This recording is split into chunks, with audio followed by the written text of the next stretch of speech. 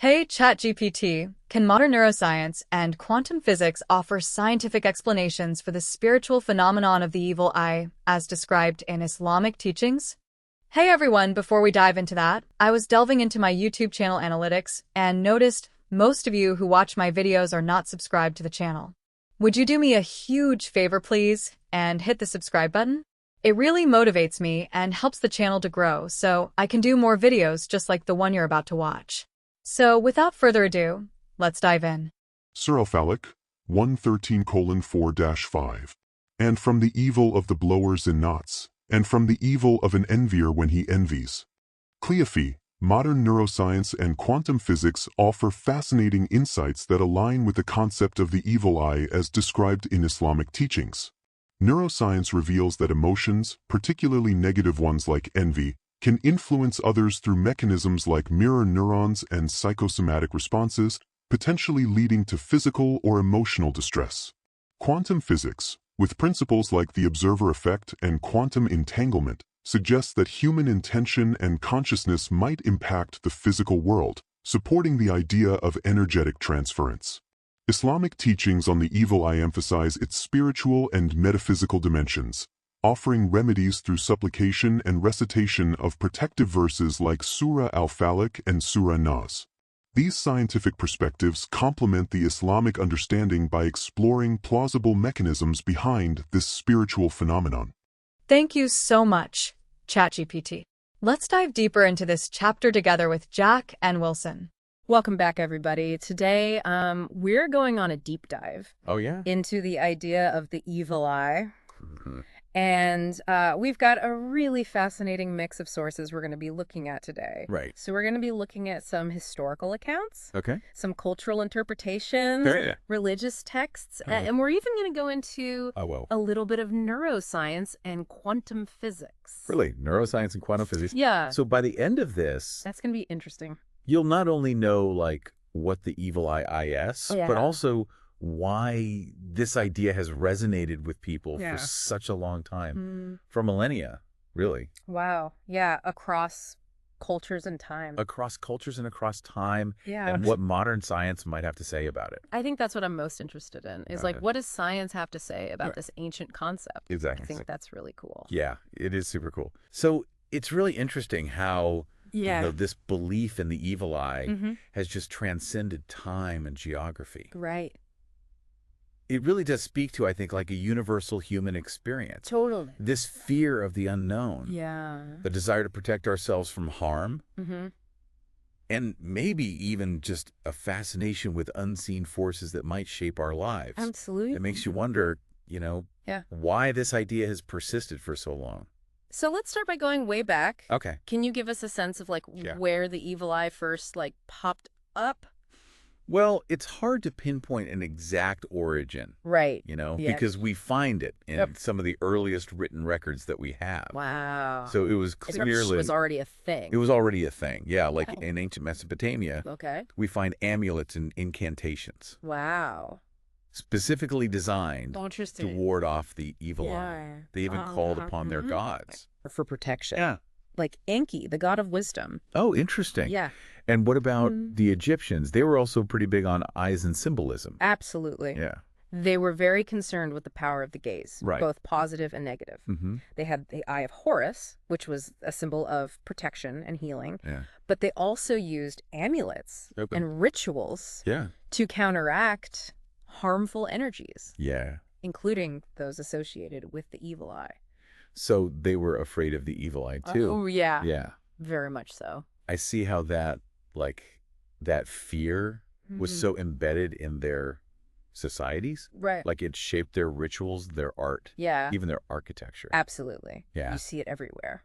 What about the Greeks and Romans? Did they share this preoccupation with the evil eye? Big time. Okay. The Greeks had a word for it, Basgania. Okay. And they're philosophers. Like Plutarch wrote about it. They wrote about the harmful effects of an envious gaze. Interesting. The Romans called it oculus malice. Okay.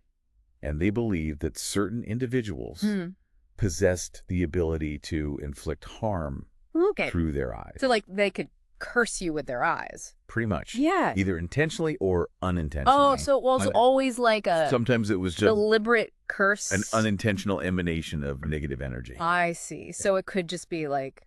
It could be, yeah. An unintentional thing. Yeah. That's scary. And that's where we start to see a key theme emerge in a lot of these different cultural interpretations. Yeah. Which is that envy is at the root of the evil eye. Okay. It's not just about like malevolent intent, Right. It's about the potential harm that can come from unchecked negative emotions, particularly those directed at another person's good fortune. It makes sense. Yeah. Very human. Like we all compare ourselves to other people. Right. Yeah. Yeah. And sometimes you feel a little twinge of resentment or envy when you see someone else who has something that you don't. Mm-hmm. Yeah. So it's interesting how that concept of envy is like so tied into this intertwined evil eye belief. Yeah. Yeah. And so we see this belief. Right. And it's not just a handful of isolated cultures. Mm-hmm. I mean, we're talking about a concept that appears independently across continents. Wow. From ancient Mesopotamia to the Americas. Oh. It really suggests it really does. that there's something so deeply resonant. And primal. Yeah. It's like a primal human anxiety about these unseen forces that might be influencing our lives. Yeah. Almost like a... universal folk wisdom. Exactly. It's passed down. It's like this thread that runs through human history, connecting us all. Okay, so you've got ancient Mesopotamia, Egypt, Greece, Rome, all worried about this evil eye. Mm-hmm. Can you give some more like concrete examples of how this belief like manifested in different cultures? Yeah. Like what were some of the ways people protected themselves? So protective measures are as diverse as the cultures themselves. Okay. But there are some common threads. Okay. Take India, for instance. Right. They have a term for the evil eye, okay. drishti. Cool. And they do things like hanging lemons and chilies outside their homes. Oh, wow. Placing a black dot on a baby's forehead. I've seen that. Yeah. Yeah. Interesting. So it's not just about warding off like bad luck in general. Yeah. It's about protecting those who might be more susceptible to negative energy. Oh, okay. Like infants. Okay. And then in the Middle East, you see the Nazar amulet everywhere. Oh, yeah. Those blue and white eyeshadows. Everywhere. Yeah. Those are meant to deflect the envious gaze. I always thought they were just a cool design. Yeah. Yeah. But there's a whole belief system. That's belief behind it. Yeah. What about in Europe? Well, in Italy, they've got the Malacchio. Okay. And they use the corna hand gesture. Oh, like the rock-on sign? The rock-on sign. To deflect it. I've seen that too. Yeah. That's so fun. It's so interesting how these beliefs are still so... fascinating. Prevalent. It really is. Yeah, even in like... even in places... Our secular societies. You wouldn't expect it. Yeah. Like, it's just so embedded. It really speaks to how powerful these ideas are. It does. And it's not just Italy. Right. The Slavs called it skaz. Okay. Persians knew it as shasham sakam. Wow. And in Jewish tradition, it's a nayan hara. Wow. So it's all over the place. It really is. Yeah, it's like this one concept. Like this common thread that unites all these different cultures. Yeah, so fascinating. Yeah, it's really incredible. This is giving me a new appreciation for how interconnected all these seemingly disparate cultures are. Like we're all kind of dealing with the same... Yeah, the same fears. Same fears, Same anxieties. And it's not just an anthropological curiosity. It's still a very real belief for a lot of people today, particularly within certain religious traditions. Okay.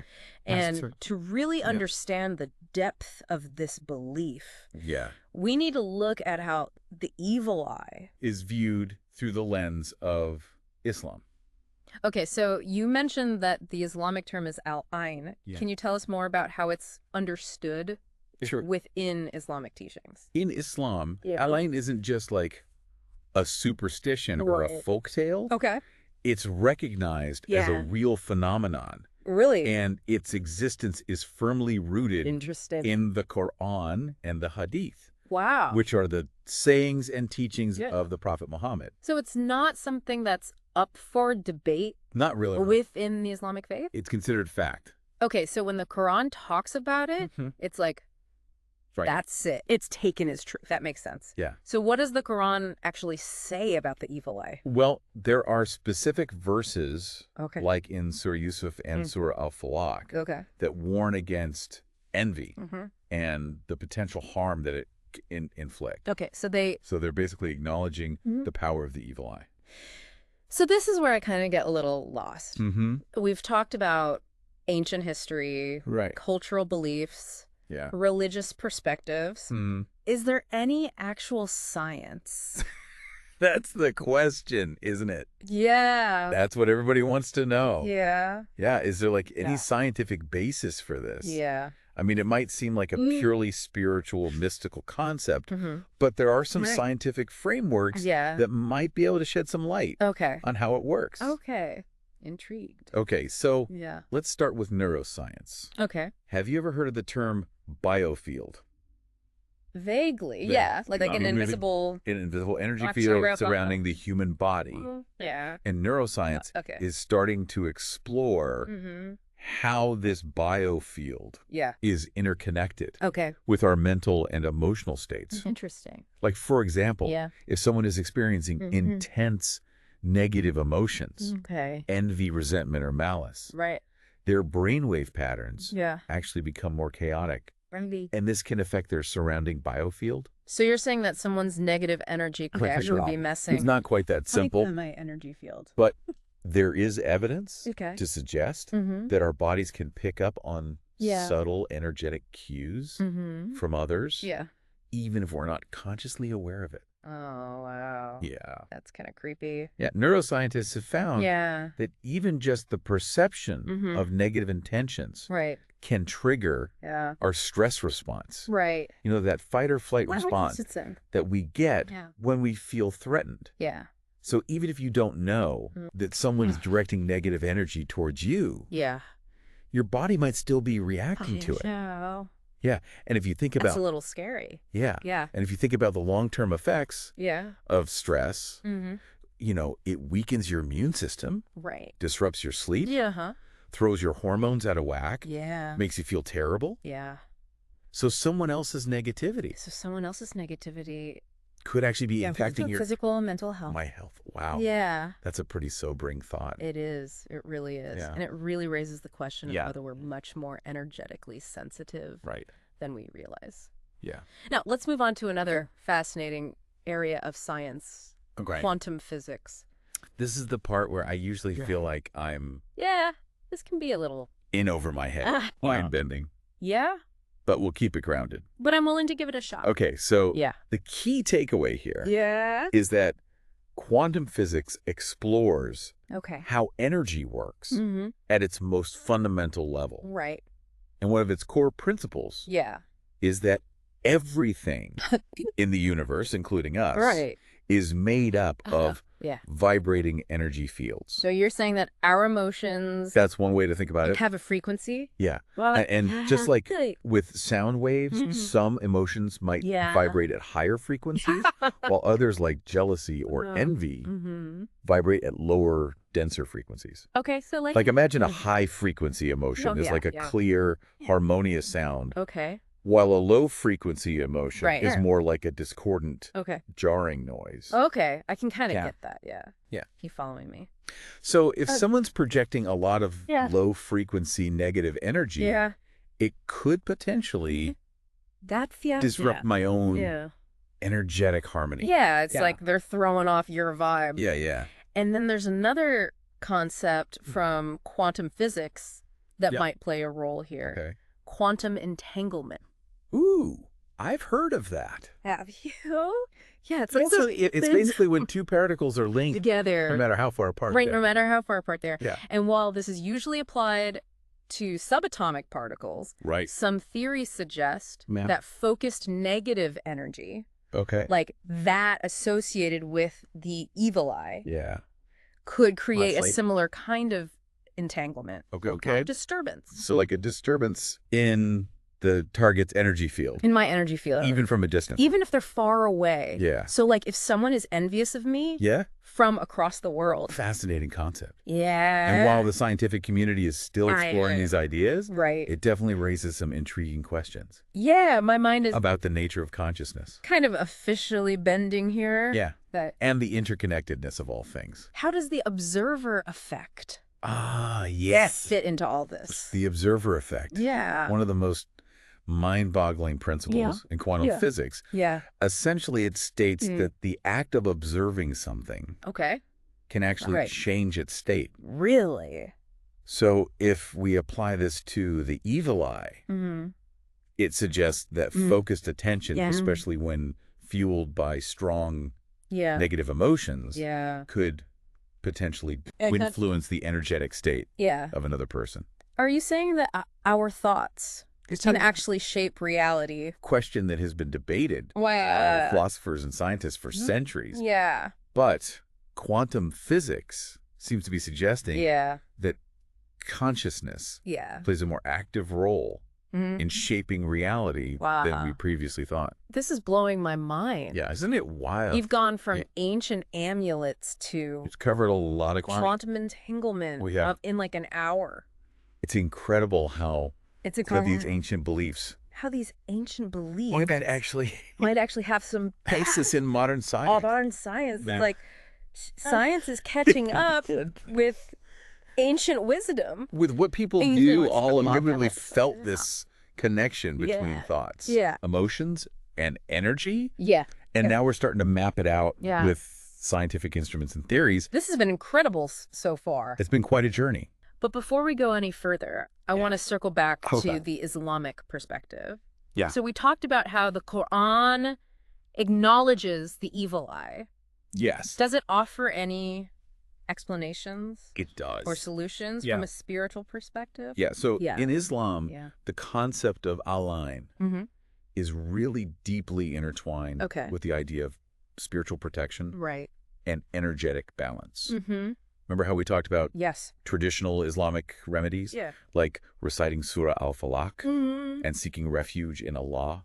Yes, those were mentioned as ways to protect yourself from the evil eye. If we look at these practices through the lens of energy, they can be seen as methods for raising one's own energetic frequency and strengthening their biofield. Interesting. It's like tuning yourself to a higher vibration that's less susceptible.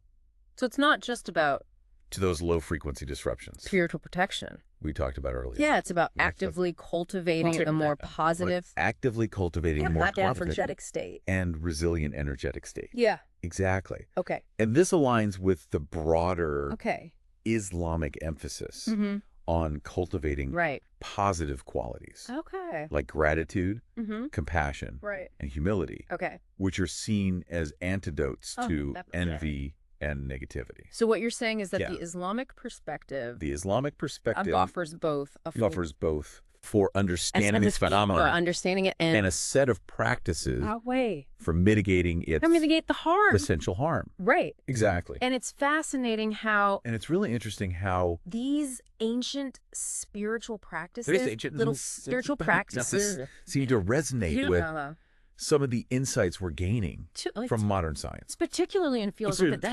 energy medicine, and quantum healing.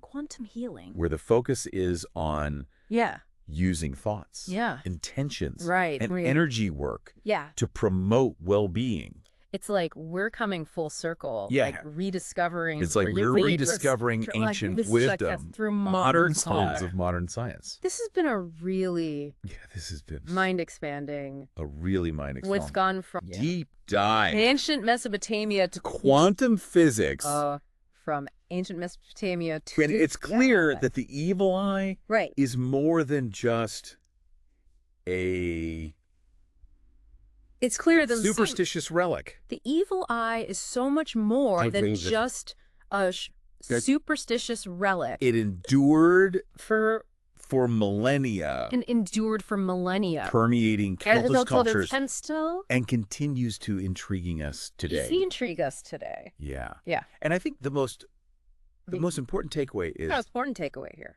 That the evil eye, is the best. whether you view it through The evil by eye, lens of ancient belief, religious teachings, through ancient beliefs, or modern science, ultimately points to the interconnectedness of all things. Our thoughts, our emotions, our energy. It's all intertwined and it all matters. And that raises a really crucial question. Yeah. If our thoughts and emotions can have an energetic impact, Right. even on like a subtle level. Even on a subtle level. What does that mean for how we interact with the world and each other? Yeah, like what kind of energy do we want to be? Yeah, like what kind of energy do we want to put out into the universe? Into the universe. That's a powerful reminder. Reminder. That we're not just isolated individuals. But we're active participants in this larger energetic field. Active participants in a larger energetic field. The choices we make. The thoughts we harbor and the energy we project. The energy we project. That extends far beyond ourselves. That extends far beyond ourselves.